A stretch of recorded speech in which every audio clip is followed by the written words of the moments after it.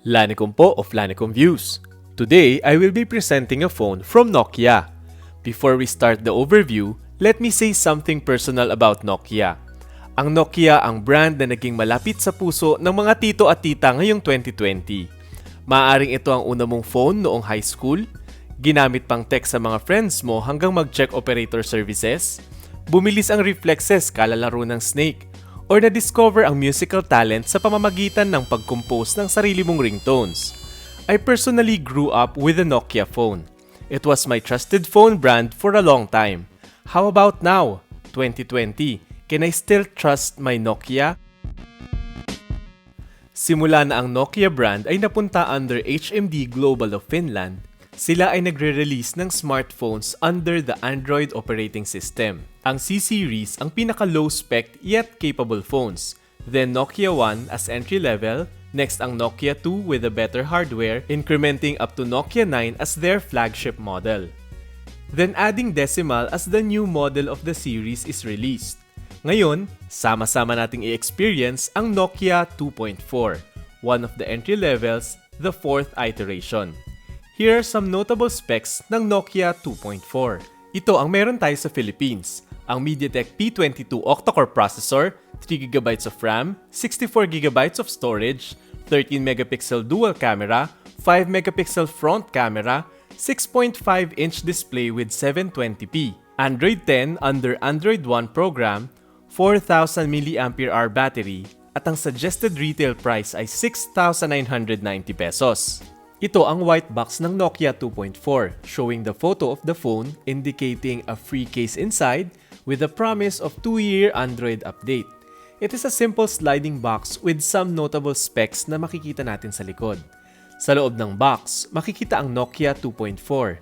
Next, nandito ang SIM ejector key. Sa loob naman nito, makikita ang documentation and clear case. It is a good startup case protecting the back of the phone and the screen. Sa loob ng compartment naman na ito, makikita ang charging brick, ang USB-A to micro USB cable, and lastly, a set of earphones. Kumpleto na ang startup kit and ready to use na ang ating phone. And that's it! Ito ang Nokia 2.4. Ang mayroon tayo ay ang charcoal color. May gradient color design siya. Generally, it is a gray color, getting darker papunta sa baba. Textured ang back nito na may fine ridges. Ang advantage nito, hindi magmamark ang fingerprints sa surface nito. Smooth din itong hawakan.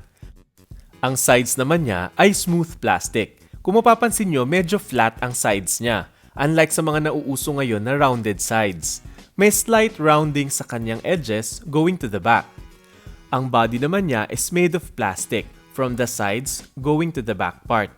Ang size naman ay 6.5 inches tall and 3 inches wide na may nipis na 0.3 inches. Ang weight naman niya ay 195 grams.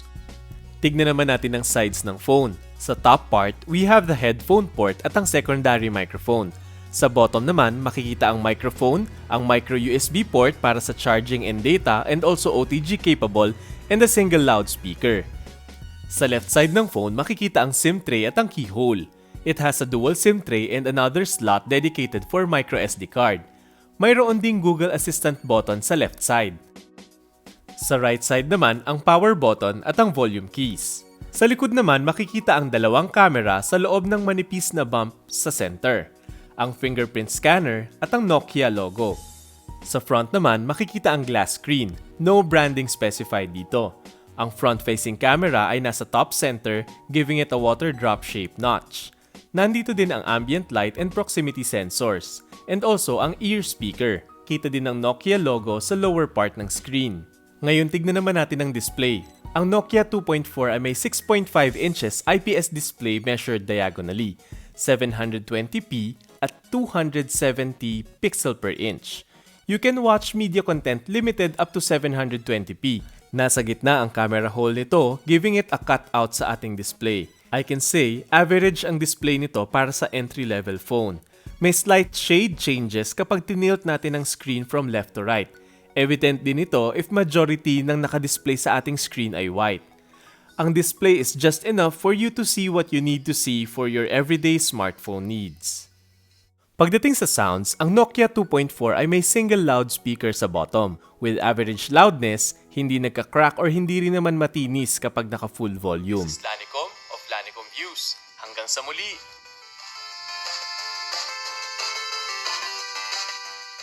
Just enough to hear the sound ng video na pinapanood ninyo, converse using the loudspeaker, and hear notifications.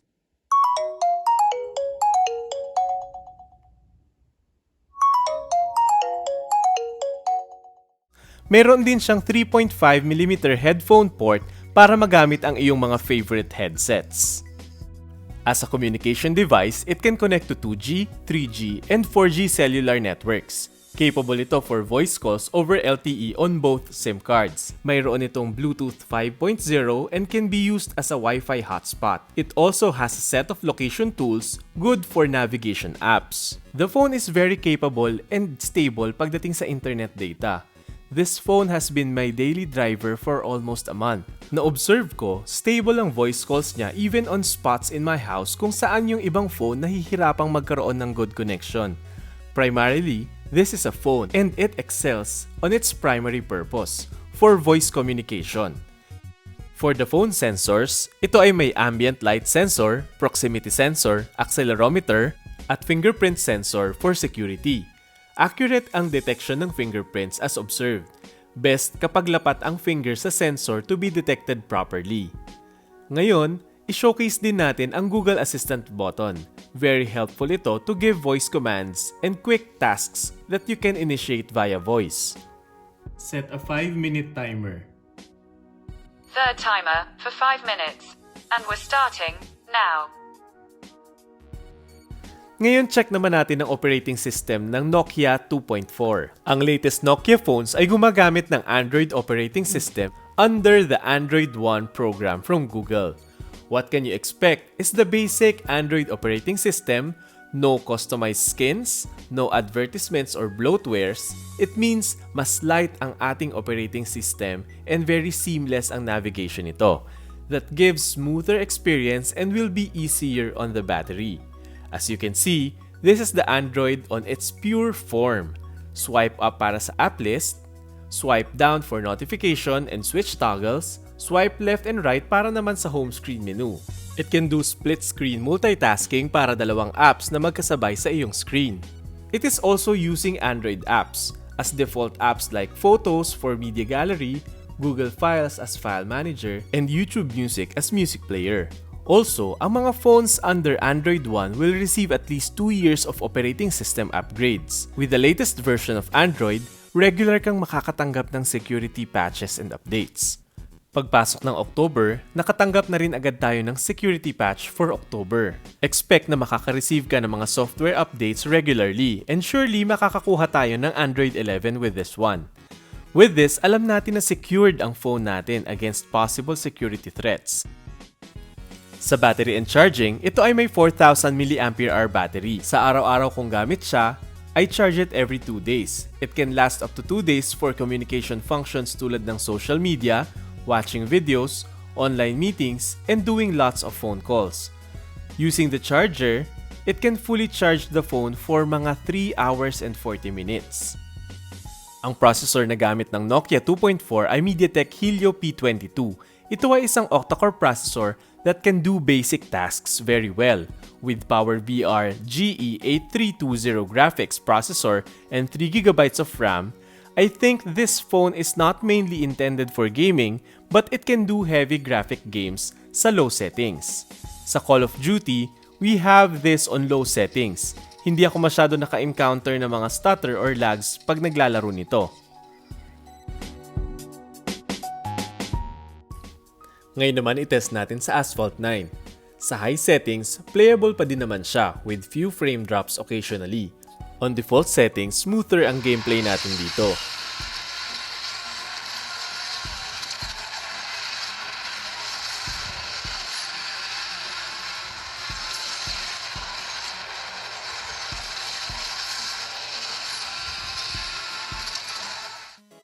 Sa League of Legends Wild Rift, enabled ang 60 frames per second, only on low settings sa texture and effects, at high naman sa resolution. Sa settings na ito, meron tayong occasional stutter na na-encounter. Kaya masasabi natin it is best na low settings lang ang gagamitin natin when playing heavy games. On low settings, mas mai-enjoy natin ang game dahil mas less ang stutters or lags na na-encounter sa paglalaro.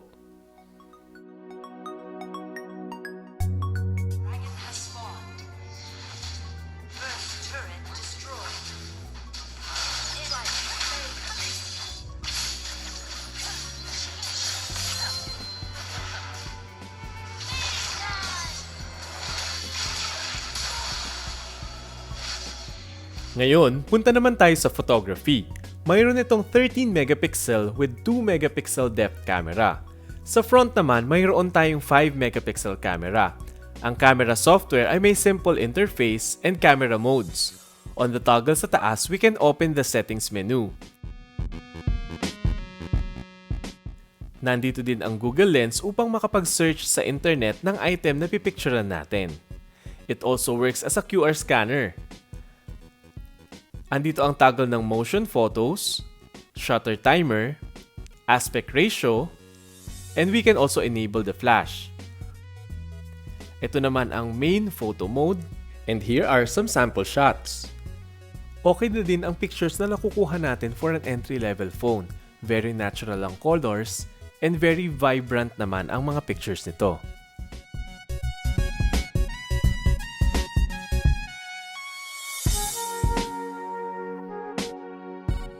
We have a portrait mode utilizing the secondary camera for subject focusing.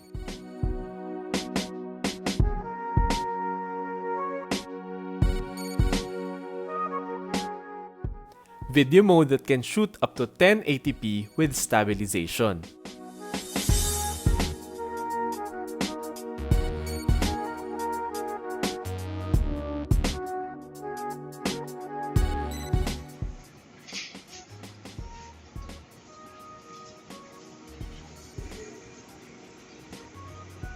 Mayroon din itong night mode, panorama mode, and also time-lapse.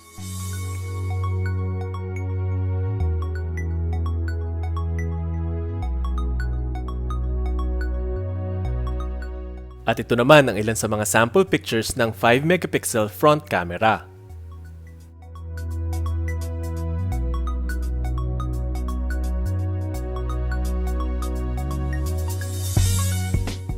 To wrap up, what are the main advantages ng Nokia 2.4?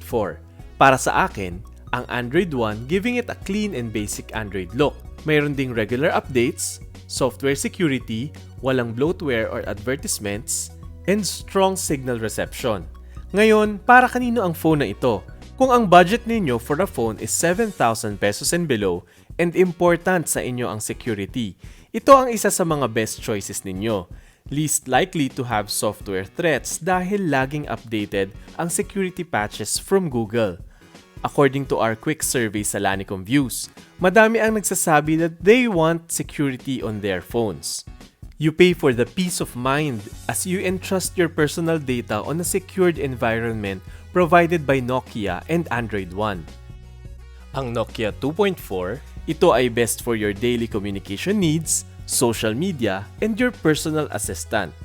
If you want a long-lasting battery, Nokia 2.4 can stand strong even with 4,000 mAh battery. This is a great-looking phone from a trusted brand na kinalakihan na natin. Do you still trust Nokia on today's diverse communication needs? For me, I do.